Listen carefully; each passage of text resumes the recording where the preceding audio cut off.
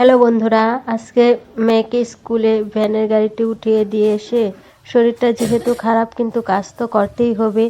তারপর আমি শুরু হয়ে গেলাম আমার ঘরের পরিষ্কারের কাজে, কারণ ঘরটা দুদিন ধরে আমার গুছানো হয় নাই, কারণ আমার শরীরটা খুবই খারাপ ছিল। তারপর ঘরটা একটু গুছিয়ে নিয়ে এসে পড়লাম শাকগুলো ধুতে। শাকগুলো এমন করে ধোয়া হয়নি, আমি কালকে রাত্রেই শাকগুলোকে ভিজিয়ে রেখেছিলাম, যার ফলে শাকগুলো পরিষ্কার হয়ে গেছে। সকালবেলাও আরও কয়েকবার করে ধুয়েছি, আর তোমাদেরকে যে দেখাচ্ছি এটা হচ্ছে ফাইনাল ধোয়া। তো আমার শাক ধোয়া হয়ে গেছে, এখন শাকগুলোকে কেটে নিব। এগুলো হচ্ছে লাই শাক।